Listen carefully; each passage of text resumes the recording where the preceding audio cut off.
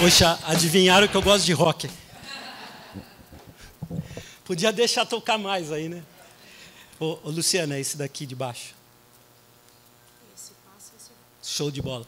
Gente, prazer estar aqui. Quero agradecer por essa oportunidade de estar aqui perto de vocês, do Grupo Nexus, que eu já estive perto, né? Já podia até dar uma palestra para vocês.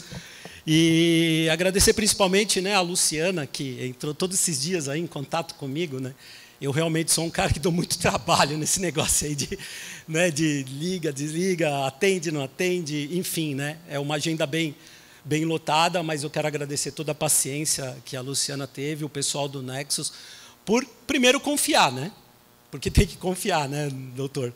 Da gente estar aqui, falar o que a gente tem que passar, uma responsabilidade muito grande. Eu só estou esperando por a apresentação aqui, mas eu não, acho que já está aqui. Aí. Bom, gente, não vou demorar muito para me apresentar, não, mas eu tenho uma história dentro da indústria, eu cresci dentro da indústria como gerente de design da América Latina, de algumas marcas, né? Bosch, Continental, GE, Siemens. Depois, de 99, eu me formei na faculdade em 1990, então dá para perceber, né, o quanto eu já vivi tantas mudanças, né? Nem internet tinha, meu TCC foi escrito por uma datilógrafa, e eu tive que fazer todos os desenhos à mão. Tive uma carreira dentro da indústria, depois, desde 99, eu comecei a lecionar para a turma de design de produto. Depois eu trouxe os primeiros cursos de pós-graduação em MBA do Instituto Europeu de Design para o Brasil, com design estratégico, design thinking, design de serviços, todas essas nomenclaturas que aparecem hoje. Tive a oportunidade também de, assim como empreendedor, viajar pelo Brasil inteiro, com palestras, com treinamento, com projetos. Isso foi fantástico na minha vida. Escrevi um livro em coautoria com 2 amigos, que é o Metamorfose Empreendedor, os 4 E's do C, e estou agora já pronto para entregar para a editora mais um livro, que é muito do que eu vou mostrar aqui, que fala sobre inovação humanizada. E hoje eu atuo cuidando de 46 agentes de inovação pelo estado de São Paulo, no Centro Paula Souza, onde a nossa missão é inserir uma cultura de inovação nas nossas escolas, que são as ETECs e FATECs.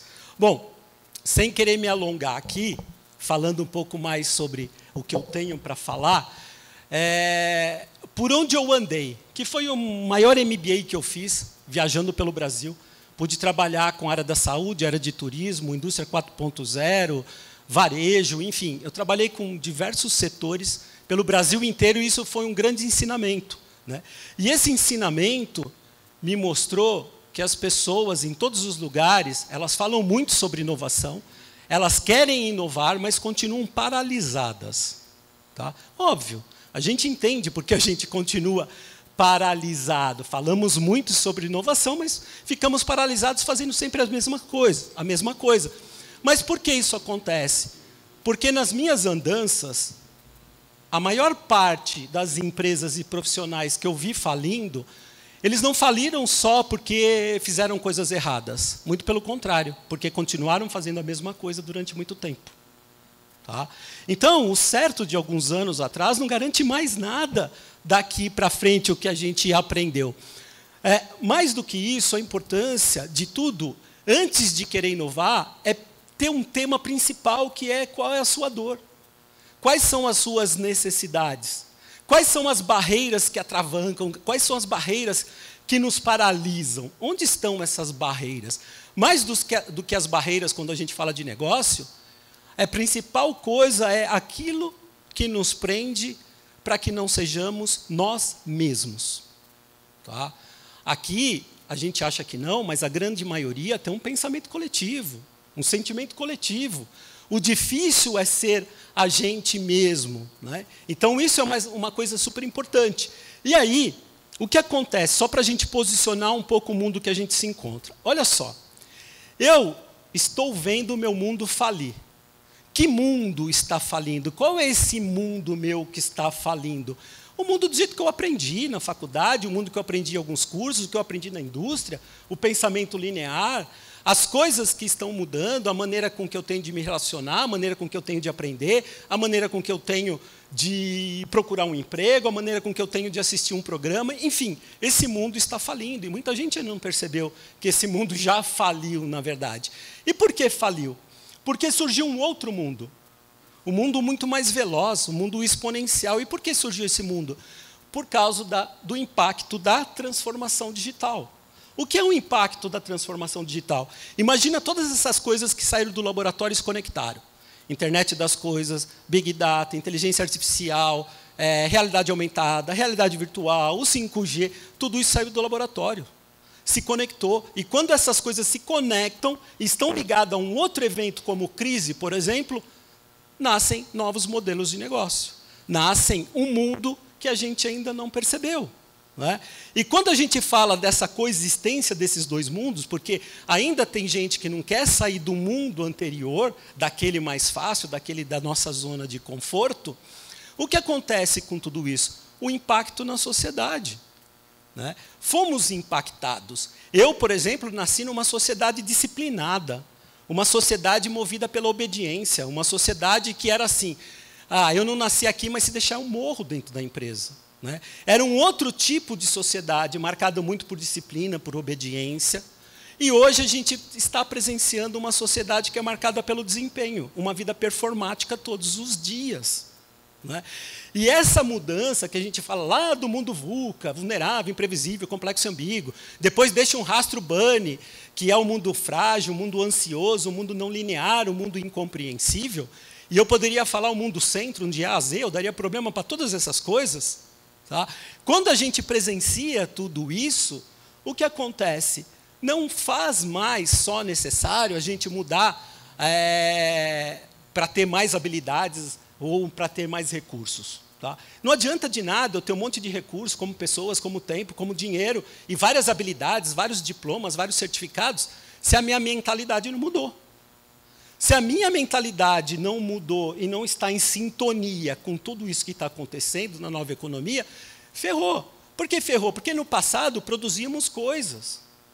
O mundo estava dando valor à posse. Aí entra a internet privilegia os serviços. Aí entra o smartphone privilegia e coloca os valores no acesso. Aí chega a indústria 4.0, que promove um outro modo de colocar uma coisa serial, já personalizada. Não precisa fazer mais um monte de coisa igual para ter velocidade. Não, posso fazer já personalizado. Aí chega a Covid-19, que nos ensina mais um monte de coisa. Ou seja, a gente está falando de um mundo das coisas para o mundo das causas. Não é? A gente está vivendo essa mudança. E o pior, se antes a gente consumia a coisa, hoje estamos consumindo a nós mesmos. Não é? Então, quando eu quero falar de inovação para vocês, e por isso que eu coloquei a inovação precisa inovar, e de fato ela precisa inovar, porque a gente já está de saco cheio de ver tanta coisa igual, dos mesmos cases de inovação, as mesmas coisas falando de inovação de processo, produto, serviço, marketing de negócio. Já cansou esse monte de receita pronta que nos entregam, ou ferramentas prontas, para que a gente se utilize disso para evoluir nos nossos negócios. Afinal das contas, quem foi mais impactado? O ser humano, porque a nossa tecnologia vai bem obrigado, e o ser humano? Nós não estamos vendo a evolução da tecnologia e a evolução do ser humano. Aonde que está barrando essa evolução do ser humano? Porque a gente deixa de ser uma sociedade disciplinar para uma sociedade do desempenho, e esse desempenho que coloca uma alta expectativa a todo mundo e que não vamos alcançar. Nunca vimos tantas pessoas adoecidas psiquicamente como estamos vendo hoje. Porque é simples, tem gabarito para tudo, tem receita para tudo, fala 4 palavras e o seu dia vai ser maravilhoso, e você é o tamanho do seu sonho, e você é aquilo, e você é isso, e você é aquilo, e a gente acredita. E a gente acredita que é assim tão fácil, chegar no lugar onde a gente quer. Mas não é isso, e tudo isso leva a uma sociedade do cansaço. Uma sociedade que está cansada psiquicamente, mas ela é uma sociedade paliativa, não quer sofrer. Não existe evolução sem dor. Não existe evolução sem nenhum sofrimento. E o pior, porque o que era sólido virou líquido, o que era líquido virou gasoso. De uma sociedade modernidade sólida, onde a gente tinha tudo organizado, tudo disciplinado, os formatos iguais, a vida heróica. Eu entrava na empresa, eu queria subir degrau por degrau para chegar no último cargo. Isso tudo mudou. Bauman já falou sobre a nossa sociedade, que era líquida, as relações mais fluídas, não existia, os formatos já começaram a ser diferentes. na nossa família, no trabalho, na sociedade. E mais agora, né? Eu não queria nem ser herói mais, eu só quero ser feliz. Né? Por isso tem tanta receita de felicidade clonada. Né? Tudo clonado. E a gente, como nasce desamparado, a gente já está ansioso, a gente já está cheio de expectativa. É fácil essas coisas chegarem até a gente. Só que essa modernidade líquida virou gasosa. O que é isso? Não existe mais nada. Não existe mais formato. Não existe mais esse tipo de receita. O que acontece agora é que as pessoas não querem ter dor. O que acontece agora é que os formatos são imprevisíveis. A gente não sabe mais do que está acontecendo. Mas mais do que isso, a gente vive uma ética estética e sobrevida. Porque a gente acha que não vai morrer. Todo mundo aqui quer chegar lá no seu último dia com a promessa de felicidade que é nos colocada, de dinheiro e estética. Tá? Então, quando a gente vê essas coisas, o que fica fácil de ver é o seguinte: não existe mais ninguém daqui que são infotoxicados que não passa por nenhuma dessas doenças psíquicas. Aliás, como a gente conhece uma sociedade? É só conhecer como ele se relaciona com a dor, eu sei quem ele é. É fácil conhecer minhas filhas hoje. É a maneira com que elas se relacionam com a dor. A gente conhece essa pessoa por como ela se posiciona diante da dor. E aí o que acontece hoje? E aí eu vou linkar com inovação para vocês entenderem o sentido da coisa, onde eu quero chegar com inovação. Hoje todo mundo entrega seu propósito a eles. Eles quem? Os editores da nossa vida. Os algoritmos, os gurus, né? Esses novos gurus que vêm dessas promessas. Ou seja, os influencers. O que eu quero dizer aqui, não é que eu estou denegrindo isso. Eu estou falando de pessoas que se colocam como isso, tá? Mas entregam coisas rasas. Aliás, eu nunca vi na vida uma sociedade que busca informação tão rasa como hoje. Outro dia, uma agência de marketing falou comigo, queria me agenciar, e falou que eu tinha que ser mais raso nas minhas postagens. Eu falei, puta, eu vou ter que dar passos para trás para ser importante. Isso me incomoda demais. Né? Dessa coisa rasa que está acontecendo, dessa superficialidade. E aí, o que acontece com tudo que a gente está presenciando com o flautista de Hamelin, né, que são os editores da nossa vida? A gente está caminhando para o abismo. Porque a gente acredita nessas frases rasas. Vai dar certo. Quem diz que vai? Para dar certo tem que trabalhar para caramba, tem que sofrer. Siga a sua paixão. Cara, provavelmente esse cara que falou para seguir a paixão, ele já é rico. Está aqui falando, siga a sua paixão. Mas até chegar na paixão, ele ralou para caramba, fez um monte de coisa que não gostava. Aí é óbvio, aquilo se torna apaixonante. Aí eu amo o que eu faço. Como hoje, os meus dias são lindos, maravilhosos, eu amo. Mas para chegar até aqui, gente, eu já fiz um monte de coisa que eu não gostei. Então é de muita irresponsabilidade falar que foguete não dá ré, sabe? É muita irresponsabilidade falar que desistir não é opção. Quem falou que desistir não é opção? Quem falou isso? É por isso que a gente fica marcado por essa positividade tóxica. E é por isso que a gente fica doente. E é por isso que a gente não vai chegar a todas essas expectativas. Né? Como eu leio algumas coisas, liga o foda-se e vai ser feliz. Vai, liga o foda-se, então vai ser feliz. Vai, falando foda-se para todo mundo, que você vai ser feliz. Então, o mais importante é saber que ratinho eu sou desse flautista que está nos chamando para o abismo. Quem sou eu? Se eu não sou o protagonista da minha própria vida, que ratinho eu sou? Quem eu sou aí? Ó? A vítima apática? Aquele cara que fala que não teve a sorte que o outro, se coloca como vítima, mas é apática, não faz nada. Né? Em tempos de eleição, nós brasileiros somos assim, né? Vítimas apáticas. Né? Reclamamos, mas somos apáticos. A outra coisa, narcisista, é o cara que precisa da comprovação dos outros. É o cara que acredita na sua própria crença. Ou eu sou um conformado, lei do menor esforço. Né? Eu me conformo com tudo porque é lei do menor esforço. E é por isso que um PCC comanda uma favela, é por isso que corruptos comandam uma nação, é por isso que a máfia comanda o empreendedorismo local, porque esses caras têm audácia. Nós que somos homens do bem, não. Lei do menor esforço. Tá bom para mim, tá ok. A outra coisa, corrupto, né? Perder meus valores. Ou eu sou indiferente, né? Eu sou aquele desgarrado de tudo, que só aquilo que eu penso está certo. Então, que ratinho eu sou? E aí, gente, o que eu queria falar com vocês, para começar a entrar no tema inovação, agora que eu já posicionei o que eu vejo que está acontecendo no mundo, A primeira coisa é entender o seguinte: muito se fala nas empresas sobre MVP, principalmente nas startups, mínimo produto viável, né? Aliás, a gente chega numa empresa, a primeira coisa que eles falam é: dá para desenvolver coisas melhores? Coisas. Nunca falam o seguinte: dá para desenvolver seres humanos melhores? Para fazer coisas melhores? Eu nunca vi isso. É sempre o ter na frente do ser. Sempre assim. Aí todo mundo vai atrás do MVP, mínimo produto viável, esquece de que precisamos ser a mínima pessoa viável. Não estamos formando mínimas pessoas viáveis. O que é uma mínima pessoa viável? É aquela que consegue sobreviver perante a tudo isso sendo ela mesma.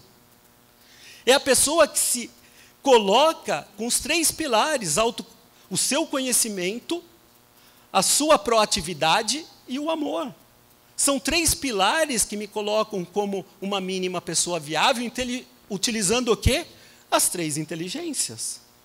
A intelectual, que serve para que eu resolva uma ordem que envolve o meu conhecimento, uma ordem de que eu chamo um especialista para ele resolver alguma coisa, ele utiliza da sua inteligência intelectual. Ou alguém que escolhe o melhor caminho no momento de raiva ou no momento de ódio, que é uma inteligência emocional, mas a gente esqueceu de utilizar a nossa principal inteligência, que já nascemos com isso, a inteligência espiritual. E aqui eu não estou falando de religião, gente. Eu estou falando de uma coisa que vai transcender o que é material. É o que dá sentido à vida. É acreditar em algo maior. É acreditar na sua potência como ser humano e nas suas virtudes, que é a inteligência espiritual. Por que tudo isso está acontecendo? E por que somos mecanizados? Porque a tecnologia trouxe uma abundância incrível, mas também trouxe uma escassez gigante. Que tipo de escassez é essa? O que ela tirou da gente? Tempo, silêncio e privacidade. Sabe o que acontece quando a gente não tem tempo, silêncio e privacidade? A gente não consegue se reconectar com nós mesmos. E é por isso que estamos robotizando os seres humanos e humanizando as máquinas. Cara, olha onde a gente está chegando, né? Olha o problema que a gente está enfrentando em tudo isso daqui. E aí uma outra coisa, a gente tem que conviver com as inteligências. A inteligência artificial é fantástica. A inteligência artificial generativa é do caramba. Mas ela é a racionalidade humana. Ela é fácil de medir. Porque ela traz a lógica, a razão, os dados, a eficiência. Agora, e a inteligência humana? Que são 3 inteligências. Alguém consegue medir amor, intuição, alegria, generosidade, gentileza? Alguém consegue medir essas coisas? Não. Aí as pessoas falam que preferem hoje ensinar as pessoas a desenvolver suas soft skills. Gente, soft skill é tecnologia. Hard skill é ser humano. Essa coisa tem que ser totalmente diferente. É muito mais difícil lidar com o ser humano do que com a tecnologia. Sabe, hard skills devia ser isso. E aí o que acontece? Nessa revolução social e digital, a gente não conecta essas 3 inteligências, e o que acontece? Vivemos uma extinção do ser humano. É mais fácil achar um mico-leão dourado do que um ser humano na sua plenitude. Então, quando eu falo de inovação, para dar sentido às outras inovações, falta uma coisinha aí. E essa coisinha é um toque de amor. Por que um toque de amor? Imagina o seguinte: quando eu chego em algum lugar, as pessoas já esperam que eu vá falar de inovação, falando sobre cases de tecnologia, falando sobre essas modernidades, falando sobre todas essas oportunidades do mundo da tecnologia, que é a que eu vivo. Eu estou envolvido com todas essas coisas, só que eu não quero falar muito dessas coisas que se tornam tendências. Pior ainda, mais pela conveniência do que a consciência. Foi o que o doutor aqui falou antes, né, sobre a questão do ESG. Muito mais utilizado por conveniência do que consciência, de fato. Então, quando a gente olha para isso, né, e olha para o mundo, que ao invés de ser civilizado, foi materializado, né, o mundo só cresceu em materialização. Não foi civilizado. O que acontece? Que tipo de sociedade a gente quer para o futuro? Se essa inteligência, se essa tecnologia, ela entregar elementos de valor que são importantes, reduzir tempo, ansiedade, reduzir custos, melhorar as coisas, ok. né? Mas vamos falar da maior parte da população. E para essa população, o que é inovação e futuro? Sabe? Olha para isso. Cara, se não for cultura do amor e do respeito, não adianta só ter inteligência intelectual, não. Nem só emocional, nem ter recursos, nem hubs de inovação, nem parques tecnológicos. Não adianta nada só esse discurso, porque o buraco é muito mais embaixo. Entender o que é cultura do amor e respeito é entender o que é amor. E a gente está falando de amor, e o que significa amor, gente? Sabe, não é o amor erótico que a gente aprendeu, não é o amor romantizado, não é o amor do jeito que a gente aprendeu sobre casais. A gente está falando, gente, de um amor aqui. E outro dia, tem uma coisa que completou muito com o que eu penso. Eu assisti uma palestra do professor Clóvis de Barros Filho, e ele falou de 3 amores. E eu falei, cara, tá aí. São os 3 amores que eu preciso utilizar no briefing de todo o projeto meu. Qual é o primeiro amor? O amor atual, né? Falado por Platão há 500 anos antes de Cristo. Ele fala que o amor é um amor erótico. Aliás, não existia a palavra amor, né? Ele deu o nome de amor a Eros. Porque ele falava que amor, o Eros, é você desejar aquilo que lhe falta. E, de fato, a gente começou a amar tudo aquilo que nos falta, né? A minha filha, por exemplo, amava o iPhone 10, hoje ama o 15. O 10 virou um lixo em casa, desamou, não ama mais ele, e está lá. E eu acumulo amores lá em casa que vão ficando. Por quê? É o amor do consumo, é o amor atual, é o amor dessa economia, é o amor pelo desejo, o desejo da falta. A vida inteira a gente vai buscando isso. O que é importante, precisa ter no nosso briefing, né? Porque ninguém vai rasgar o cartão de crédito do seu cliente e falar, não precisa comprar mais agora que você já comprou, certo? Só que aí chegou Aristóteles, e falou o seguinte, olha, mas o amor não pode ser só isso. O amor também tem que ser satisfação e alegria. Alegria pelo que você conquistou, né? Só que tem mais um amor. Enquanto os outros, o benefício sou eu, o beneficiado sou eu, o outro amor é de Cristo. E o amor da entrega, o amor da compaixão, o amor que você resolve a vida de alguém, transforma a vida de alguém. Então imagina que legal se a gente tivesse esses 3 amores. E por que a gente está falando de amor? Porque existem alguns desafios da inovação. Quais são eles? Saúde mental das pessoas, meio ambiente, desigualdade social, sociedade descartável. Gente, nunca vimos uma sociedade que mais cresce com tanta velocidade. Sociedade dos inúteis. O problema dos governos não vão ser só o desemprego. São pessoas que não vão ser empregáveis. Cara, eu estou falando de uma coisa muito séria aqui. Fora o egoísmo humano. Então, por trás de toda a inovação do ser humano, teve um que perdeu seus valores e se desviou do propósito. Então, de que adianta formarmos pessoas a desenvolver grandes tecnologias e pessoas que perderam seus valores utilizando-se dessas tecnologias, né? Então, muito cuidado com isso, porque enquanto estamos robotizando pessoas, as máquinas estão se humanizando. Por isso, a sociedade dos descartáveis, tá? Depois dessa palestra, a Luciana tem ela, você pode compartilhar com essas mensagens. Bom, e aí é o seguinte, a inovação tradicional é a inovação das coisas. A gente se utiliza de campo de ideia, os 3 pilares, criatividade, inovação e pessoas, vão desenvolver coisas para que gerem um desejo, esse desejo seja aumentado, e aí eu entro no mundo da ilusão. Ah, Marcos, mundo da ilusão? Óbvio, mundo da ilusão. Ora, isso aqui é real ou ilusão? Real, né? Estou pegando, está aqui, ó. Só que na espiritualidade e na filosofia, tudo que é real não te tiram de você. Então isso aqui não é mais real. Um dia nem vou ver mais isso daqui. Aliás, daqui 100 anos talvez minha casa não seja nem das minhas filhas mais. O meu carro vai sumir. O que fica, gente? A inovação de verdade não é o desejo aumentado. A inovação de verdade é a humanidade aumentada, onde o que você materializa é o propósito, não as coisas. Por isso, no início, falta filosofia, falta espiritualidade, falta entendimento do que é amor para que a gente aprenda isso. Existe inovação humana? Existe. Existe inovação que você pode fazer sem dinheiro nenhum, aliás, sem tecnologia. Você entra num café na Itália e está lá um café, €1,20, um café, por favor, €1, 65 cents, bom dia, um café, por favor. Eu ensinei até a pessoa a ser educada. Deu um sorriso, levou vantagem. Cara, isso é inovação.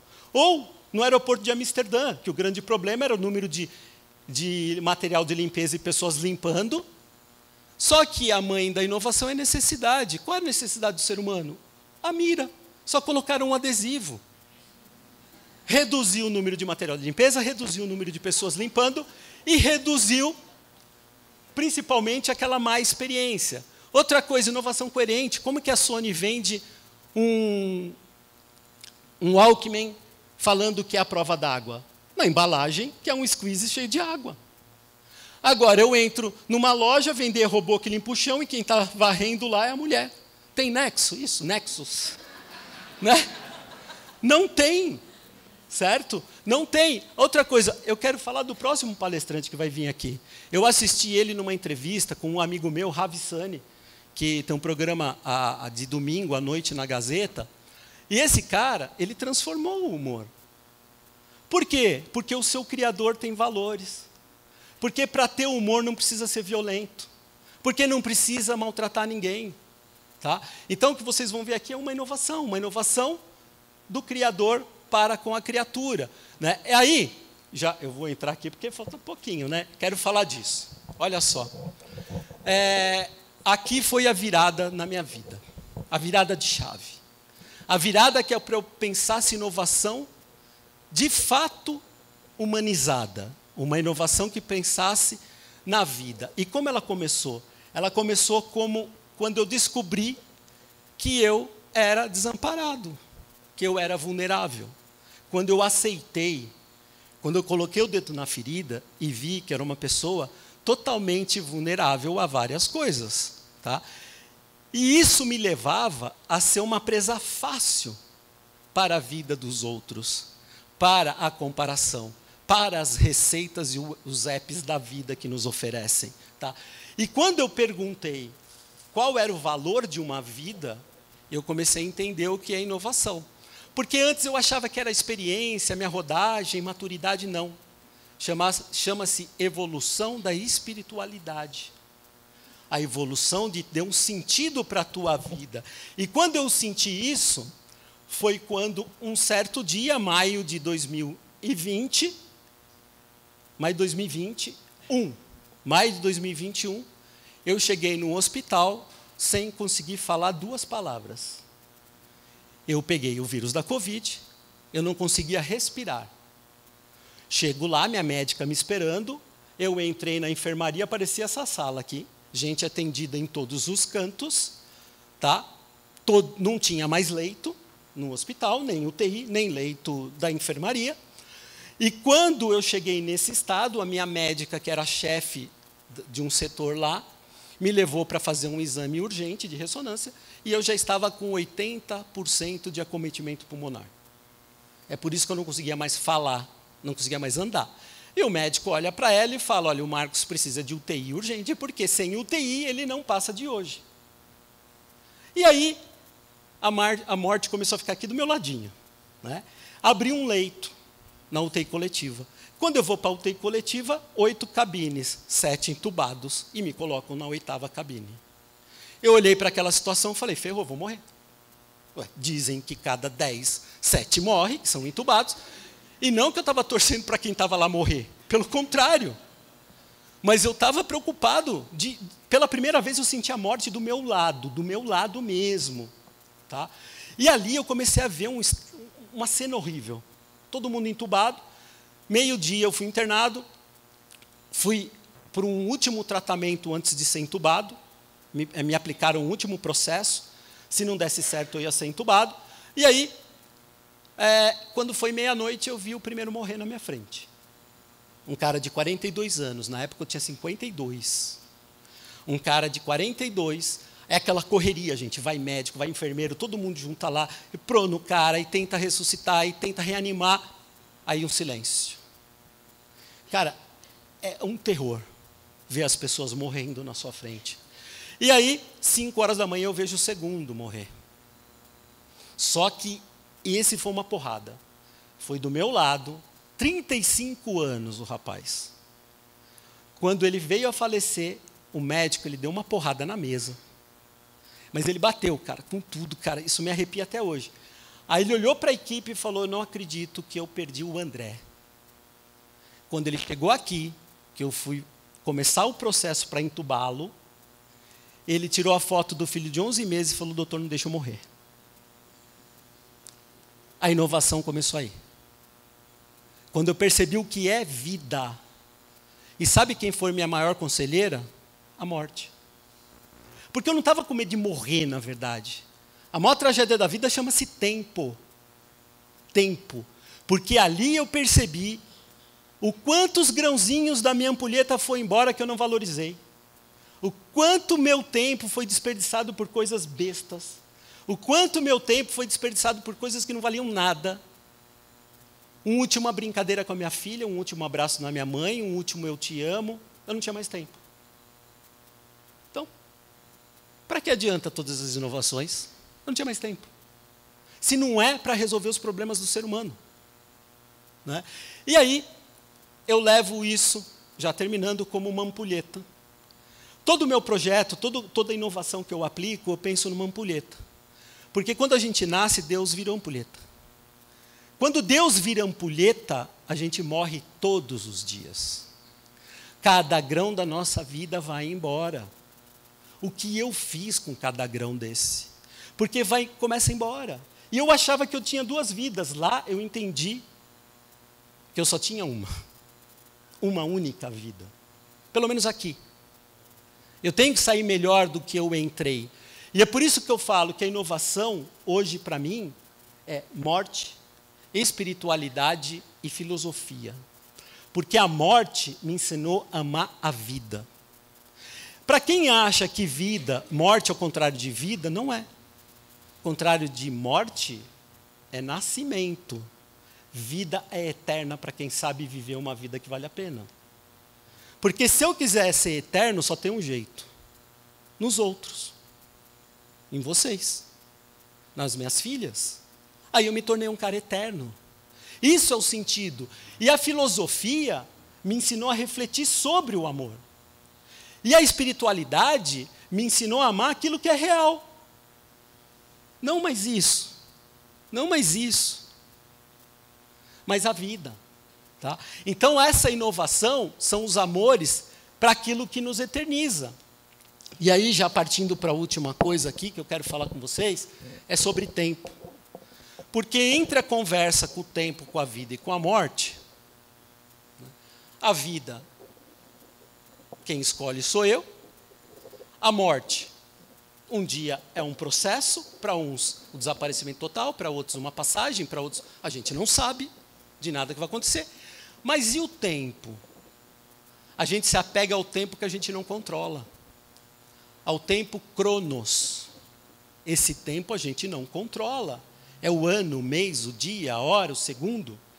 O cronos a gente não controla. O que eu aprendi? Viver o tempo cronos organizando a minha vida. Mas existe outro tempo. Tempo kairos. Tempo kairos é o tempo de Deus. Tempo kairos é o tempo da espiritualidade.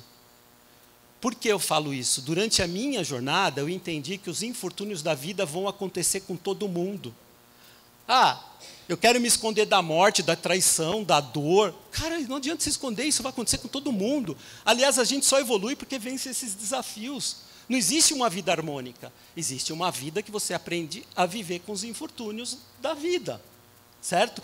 Então, quando a gente olha para tudo isso, e eu olhei isso, hoje onde eu estou é onde eu quero estar. Se eu estou aqui é porque eu quero estar aqui. Agora, pergunta para mim se eu estou vivendo meu tempo cronos. Eu estou cagando para o tempo. Aqui eu estou vivendo meu tempo kairos, eu não quero ir embora. Se deixar, eu fico mais 2 horas falando. Porque eu quero estar aqui. Porque aqui está gostoso, porque aqui eu não quero que acabe. Esse é o tempo kairos. Esse é o tempo. Porque eu falo para minha filha, filha, você chega na segunda esperando a sexta para ser feliz? Você só está adiantando sua morte, filha. Viva o seu tempo sem olhar para Cronos. Viva esse tempo kairos. Porque aprender sobre os negócios e sobre a carreira não é mais importante do que aprender a lidar com os infortúnios da vida. Não é mais importante do que isso. Então, o que eu quero deixar para vocês, né, E todo mundo tem uma música. Todo mundo tem uma sinfonia que toca para si, né? Não é à toa, pô, colocaram Back in Black, adoro, AC/DC, adoro, desde os meus 10 anos de idade. E ele fala do retorno ao preto.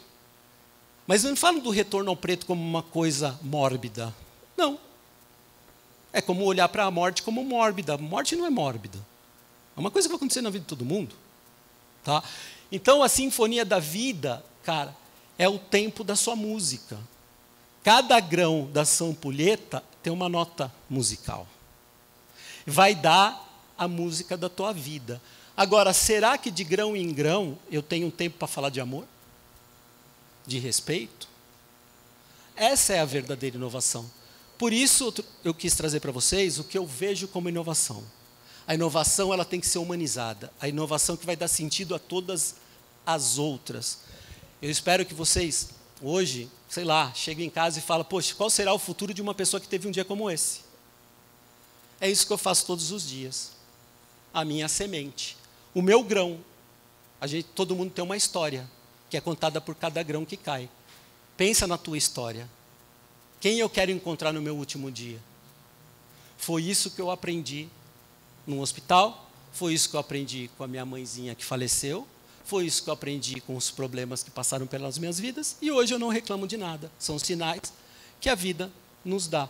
E a inovação tem que ser muito mais do que o ser, ou do que o ter. A inovação tem que ser o ser. Tá? Então, que aproveitem bastante. Eu sei que vocês vão curtir pra caramba. Eu estou ansioso para ver o Jorginho do Beach Tênis. Eu acompanho esse cara desde lá do início, quando eu vi ele no programa. Cara, ele é fantástico. Gosto demais. Tá? E eu acho ele uma referência de inovação, como uma pessoa que trabalha o humor. Assim como tem várias pessoas aqui que são minhas referências, que estão aqui hoje, né? Todos vocês que eu já conheço, muitos que estão aqui, que são minhas referências e que hoje fazem parte da minha vida, porque bate com o meu propósito. Obrigado, Nexus, obrigado a vocês. Cara, não tenho... para mim é um momento mágico. Eu não queria ir embora, mas vou ter que ir embora. Vou ter que ficar aqui. Obrigado, gente. Obrigado.